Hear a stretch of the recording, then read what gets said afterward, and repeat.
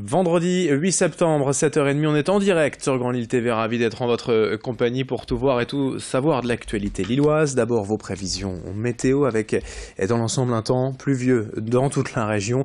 Les perturbations nuageuses vont s'enchaîner et ne laisseront jamais de place au doute. Il va pleuvoir au moins jusqu'à la nuit prochaine aujourd'hui, parfois même de fortes averses orageuses cet après-midi. Plus près des côtes, le vent de sud-ouest lui se maintient et avec tout cela les températures sont en baisse. À peine 16 ou 17 degrés aujourd'hui pour les maximales.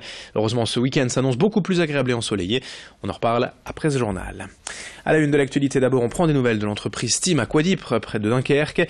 La société industrielle était en grande difficulté financière ces derniers mois et menacée de sombrer après un interminable conflit entre les syndicats et la direction. 470 emplois étaient en jeu, mais cet été, fin juillet, le tribunal de commerce de Lille a validé l'offre de reprise de l'homme d'affaires américano-bulgare Phil Filippov et 446 emplois ont été conservés.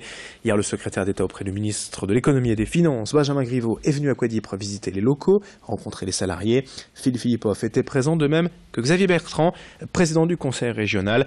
Nous y étions également pour savoir comment se passait la reprise depuis un peu plus d'un mois. Écoutez, Xavier Bertrand, ses propos recueillis par Idil Gunaï. On est là aujourd'hui pour adresser un double message. Un message aux fournisseurs et un message aux clients de Team. En leur disant, si on est là, c'est que l'entreprise, elle est là, regardez derrière, elle bosse.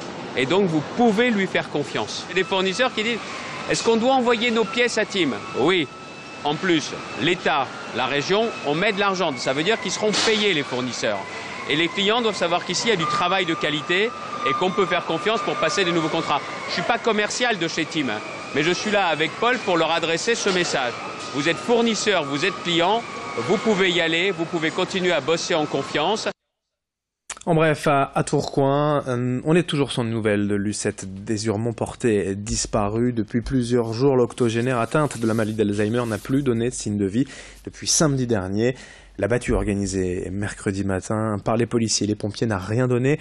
Et si vous avez des infos la concernant ou concernant cette disparition de près ou de loin, n'hésitez pas à appeler la police, le commissariat de Tourcoing. Une autre actualité aujourd'hui dans la métropole lilloise, une opération de sensibilisation contre l'alcoolisation fœtale. Aujourd'hui encore, chaque année, en France, près de 8000 cas de malformation ou de complications sont dus à la consommation d'alcool durant la grossesse. Un chiffre conséquent qui fait d'ailleurs de l'alcoolisation fœtale la première cause non génétique de handicap mental chez l'enfant. Le physique est également éprouvé. Les bébés concernés sont de petite taille et présentent un faciès particulier avec une tête plus petite que la norme. Pour lutter contre ce phénomène, l'hôpital Le Bois à Lille organise aujourd'hui encore cette opération de prévention ce matin. Il ne s'agit pas de culpabiliser mais bien d'informer, de sensibiliser. Explication complémentaire au micro de Brieux Gorchy. Il faut savoir que les enfants qui sont touchés par le syndrome d'alcoolisation fœtale présentent des caractéristiques physiques typiques. Donc ce sont des enfants qui sont de petite taille puisqu'ils développent la plupart du temps un retard de croissance intra-utérin. Donc des enfants avec un poids inférieur à la norme.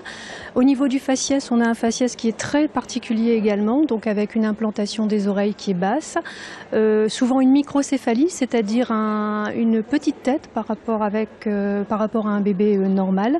Et ce sont surtout des enfants qui vont développer de gros troubles neurologiques et de gros retards psychomoteurs par la suite.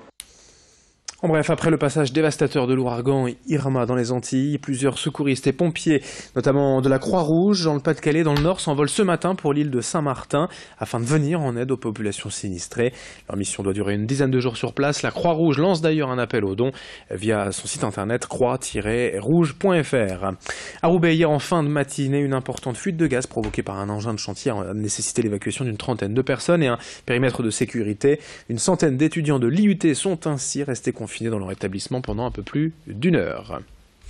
Dans ce journal à présent, tout autre chose. Auprès de l'association Les Mains dans le Guidon, on s'intéresse à cet atelier de réparation de vélos installé à Oisem, rue Gambetta, depuis février 2016.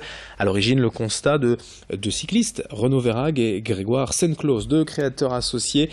Pour eux, seuls, il est souvent difficile de réparer son vélo. On passe du temps à trouver les bons outils, les bonnes pièces et surtout, on manque de connaissances. D'où leur idée de réunir tout cela en un même lieu, convivial, avec un atelier, un espace bar et détente.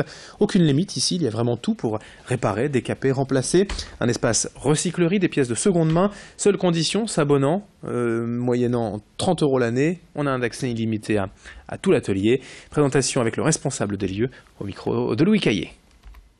En fonction de la valeur que lui y accorde, parce qu'on voit que soit c'est quelqu'un qui a très peu de moyens, qui veut rénover son vélo minimum, et il va mettre un petit prix, soit au contraire c'est quelqu'un qui cherche à faire une rénovation un peu à l'identique d'un vieux vélo et qui va être content de trouver le dérailleur Huret de l'époque des années 85-87 parce que c'est le modèle qu'il voulait. Pour lui ça va être un trésor inestimable. Donc c'est pour ça qu'on a fait prix libre, parce que c'est des objets qui pour l'un valent plus rien parce qu'il l'avait jeté, parce qu'il en voulait mettre un neuf, ou parce que le vélo était foutu, et qui pour l'autre vont être un trésor. Voilà. Donc ça c'est prix libre. Et puis après, il y a toutes les pièces neuves. Ça, on a un prix classique parce qu'on a un prix d'achat avec nos fournisseurs. Et donc là, on est dans les mêmes prix qu'une boutique classique de vélo. Et puis du sport aussi en ce vendredi, veille de week-end, du basket avec la reprise de Pro B et dans quelques jours, Lille de retour pour une 9e saison. Le LMBC jouera son premier match officiel de la saison le 22 septembre prochain pour la Disneyland Paris Leaders Cup contre le Havre. Avant cela, les joueurs sont en pleine préparation et il y a du boulot car l'équipe a été profondément remaniée durant l'intersaison. 8 nouveaux joueurs arrivés cet été, 4 Français, 2 Américains, 1 Espagnol et 1 Monténégrin. Un nouvel entraîneur aussi, Jean-Marc Duprat, champion de France en 2014 avec Limoges. Autant dire que l'objectif est clair pour cette saison, ambitieux, se qualifier pour les playoffs en terminant dans le top 5 et à moyen terme d'ici 2 à 3 ans, ambitionner la montée en Pro A. Présentation de l'effectif avec l'un de ces Américains au micro d'Alexis Tessier. This season is to be in top five teams, and the main goal is to win it all. Regular season or championship. My objective is to do what I have to do to help the team win. If that's to score points or if that's to make more passes, play stronger defense, whatever it takes to win. That's my objective. Et puis en football, le LOSC joue ce soir à domicile au stade Pierre-Mauroy à 19h contre Bordeaux. C'est la 5e journée de Ligue 1 avec seulement une victoire en 4 matchs, 4 points pris seulement pour l'instant. Le LOSC est en difficulté, ce sera compliqué face aux Girondins de Bordeaux, 5e au classement. Coup d'envoi ce soir donc au stade Pierre-Mauroy à 19h. Fin de ce journal, 7h37 en direct sur Grand Lille TV. Merci de votre fidélité et bon appétit si vous êtes à table pour le petit déjeuner. Bon courage si vous partez travailler. Dans un instant, vos prévisions météo avec des pluies et rien que des pluies aujourd'hui dans la région.